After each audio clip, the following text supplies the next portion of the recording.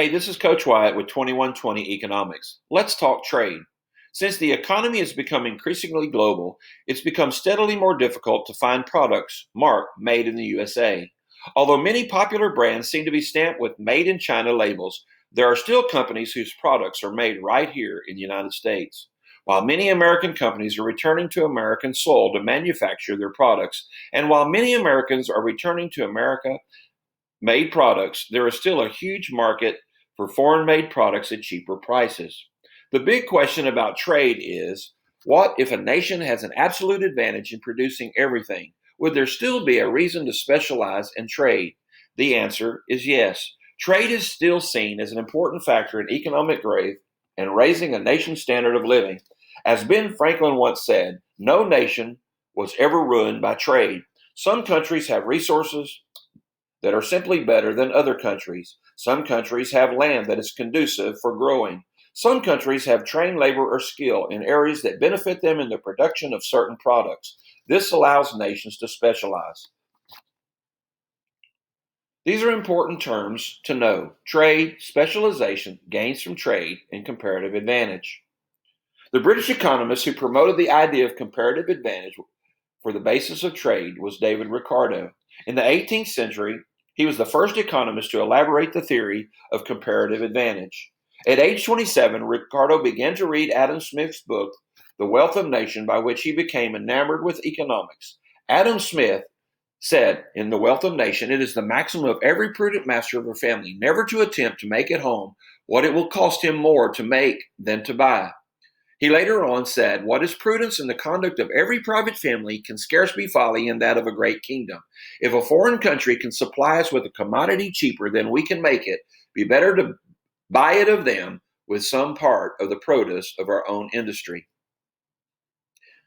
David Ricardo built on this idea of Adam Smith's. Under a certain system of perfectly free commerce, each country naturally devotes its capital and labor to such employments as are most beneficial to each. This pursuit of individual advantage is entirely connected with the universal good of the whole. It is this principle which determines that wine shall be made in France and Portugal, that corn shall be grown in America and Poland, and that the hardware and other goods shall be manufactured in England. Comparative advantage is the basis for trade and one of the most important ideas in economics. Comparative advantage is the ability to produce a good or service at a lower opportunity cost than another person or nation. Every person, business, or nation starts out with a finite number of resources, so there is always trade-offs involved in deciding which goods to produce. If a farmer has the chance to produce apples or cherries, but can only produce one of those per season, each time they choose to produce cherries, for example, they forego the chance to produce apples. Thus, opportunity cost of producing cherries is the amount of apples that are not produced. The country or person that has lower opportunity costs for each unit or output has a comparative advantage. A person or a nation has a comparative advantage in the production of a product when it can produce the product at a lower opportunity cost than another person or nation. This person or nation should specialize in the production of a good for which it has a lower opportunity cost and trade to obtain those goods for which its opportunity cost is higher. The benefits from comparative advantage, specialization, and trade increases productivity and the standard of living within a nation. Because of specialization and trade, there will be a larger global output of goods and services. Everyone can benefit when people trade with one another. Not only can people enjoy a greater quantity of goods and services, but they can also enjoy a greater variety of goods. However, can comparative advantage in trade ever fall short or create other problems? Again, the answer is yes. There is a downside of trade. Some nations simply do not abide by the rules.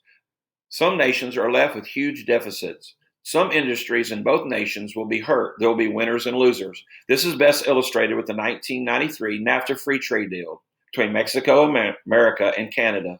It destroyed and displaced manufacturing jobs. There was a rise in income equality.